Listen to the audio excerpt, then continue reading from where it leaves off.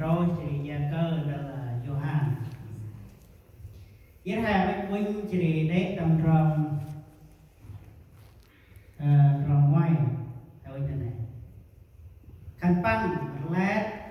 đọc phụ tờ Gethsemane chỉ đi Prang Giêsu lát mà phụ ông mòn băng cụ hong đã tuôn cướp vừa sau. Dưới hai sai tận này không bự Prang Giêsu vừa sau tận này bằng kích na bằng hay là tay tát dưới Prang Giêsu bằng vừa sau. Prang Giêsu vừa sau tận này không bự ở nó hay là tu tiếp là tu môn para môn. Prang Giêsu vừa sau tận này là tu mang Quran. Jadi bang yuot jadi omon bang jadi paning này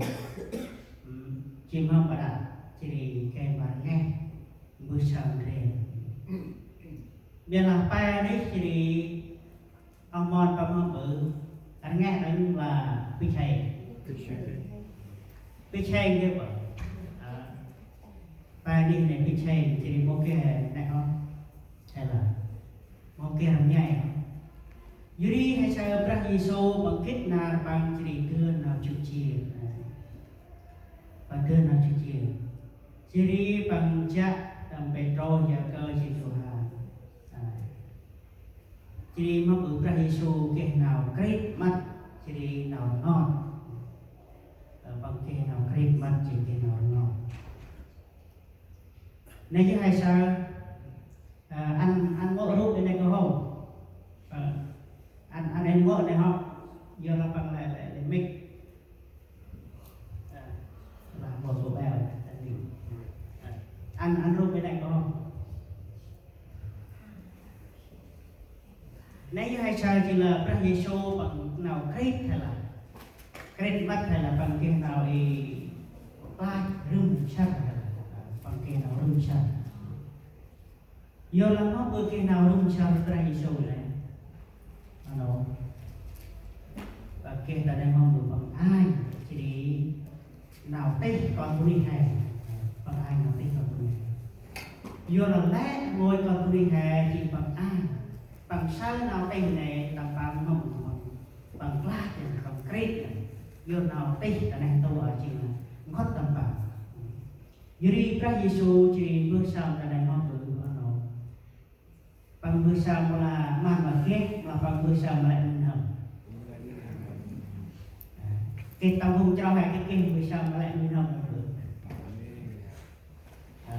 Prang Giêsu bước sang mà lại mình hầm và lại mình hầm. Jadi hai sao bước sang là mong bự bằng một trường tặng và tên chỉ tặng tay đi ông mòn và tặng tay này tặng tay đi. Prang Giêsu chỉ bước sang là mong bự nó bằng lúc đặt hàng lúc đặt hàng là chỉ lúc hàng. Giờ bằng bước sang mà lách mình hồng mà lách năm xoan đang cả ta bằng bước sang. Giờ bằng sao bằng ai nào đây chỉ còn quy định này chỉ là hay là biết nào bằng sao bằng kia nào riết like. Dưới đây hai sao tam Giêsu để bằng đây là 100% chỉ còn quy định, 100% chỉ là còn bằng bằng riết like. Các hai con quy định để bảo hai sao đưa hai like mình phải đi. Còn đâu hai muốn đưa hai like nhất này chẳng đâu được. Để cho chân nhau con cũng hay quá vậy được. Rồi gạt được bạn. Nhóm mới thấy chọt. Dưới hay sao tâm Prang Giêsu bằng la chân nào tích làm con của mình khất tầm bằng lại hay là rất chắc lại lai tiền để cái lần này là bằng ai thương tiền đây là Prang Giêsu bằng một cái nào bằng ai thương tiền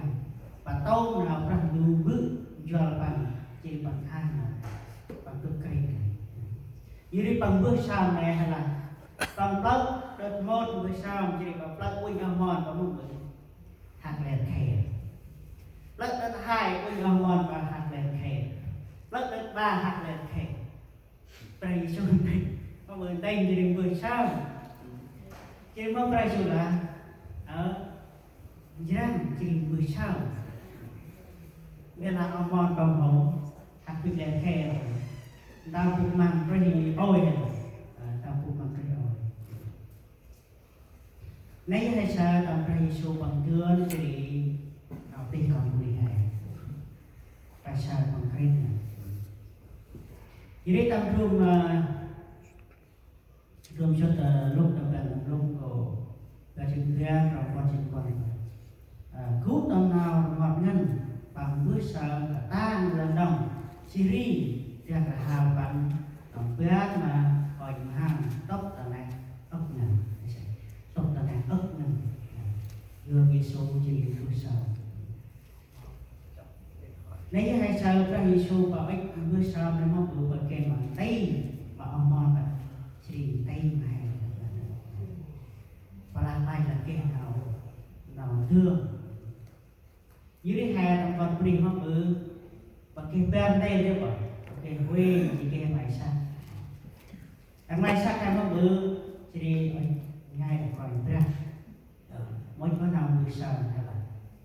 nay chỉ thằng mày sang cái ở cụ ngân đường có khi là mỗi lò đan thằng mày sang cái ở cụ đường ngân rồi nay chỉ mày sang vì là quê hè của cái này quê chỉ hoa bự và còn cười tha chỉ bảo cái tầm này một chỉ quê một quậy lọ ca nên hủy ngay sắc vào mỗi chỗ lọ ca hay là anh cũng nên là phải chơi cũng nên phải chơi xa mỗi trong này là xa mỗi đấy những hai kẹp ra đây là làm cái này Prang Giêsu đây ở mòn bằng chỉ cụ cha chỉ bự sợ là trong cái lần hai cụ cho đây bảo hai cụ cha chỉ bự sợ hai một kích chỉ đi nào break nào ta này đầu hai một kích chỉ đi brand new shop hai một kích này chỉ hai lít nó phụ cào xi không bự nó và ra cào xi này hai mươi quét đấy rồi quét bằng từ tương chỉ đi bằng nho rồi còn của đây hai đồng bên này dưới brand new đánh giá kèm mà hạ ép lớn và gọi ra học môn nào trôi bự sờ vậy là hè ia vậy là hè tóc tầm lòng đường nếu hay sờ kẻ chỉ thay ta là hè bút cái năm bự sờ hay khúc ngân cắt ba đi cả mòn và chỉ đi bít đau bụng vàng rồi ôi nó bự hai năm bù chỉ này tôi mà bự ta là hè cũng tầm rồi ra chỉ nó bự hai ê năm bù này tôi nếu như rằng Giêsu ở đây thì ông mòn bằng để tôi Giêsu chỉ thương chỉ nào thì chức chia nào chức chia này nếu như ngày sau trong vườn này bằng cái nào đi này ra Giêsu bằng một cái video thậm chí là hai em học cái người sao các Giêsu thế vậy nó hay cái cứ ra mà một cái nào người sao thế vậy có khi là hai tu na tự mà tơ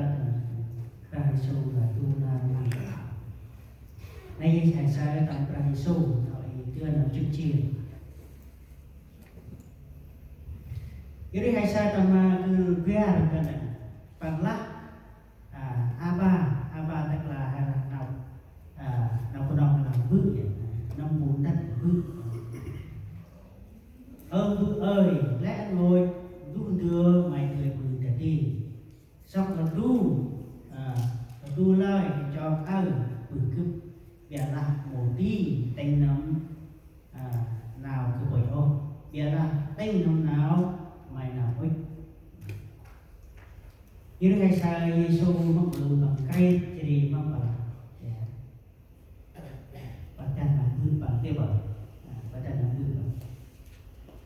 bằng bự ơi ta làm mày tươi mày cho mày chọn hay sao ta Giêsu bằng cái cây tiền mai thì mưa tươi đi lại đưa bàn đu dự đi bây giờ ta Giêsu bằng một tiền bằng hồng tươi ông tươi thì ai nào định còn của mình bằng ếch trên ông bự bằng tuôn lại bằng ếch tuôn thì ta là tươi vừa bằng sai rồi bằng lại cây tiền chọc lại cái chọc cả giờ làm một cái tên chỉ phải số cho giờ làm tên thứ bảy đây hay sao phải số chỉ bằng cái này bằng cái này chỉ nào tên còn một đi ta này đầu một tuần là còn một đi hè là bằng hai nào tên chỉ là vùng trọc giờ là bằng hai thì nắp bằng vùng một trọc bằng hai nào tên tầm ngoài nó cứ tầm cha hè đàm như là tiếp rồi nào tên này hay là phần đơn giản rất chu bắt buộc phải kêu Giêsu khách mà cười nào tên thành tầm để chu bắt buộc phải hỏi mà hàng Giêsu nếu hay sai thì em mong mơ giờ là brand đủ phước chỉ để mong mơ giờ là ý Chúa được nên chính là bằng tay chỉ đường bước ấy giờ là tay Giêsu mong mơ Giêsu bằng tia đấy hay là bằng bây giờ từ chối bằng này cây tia bằng mong cười bằng cái tia bằng gọi tu này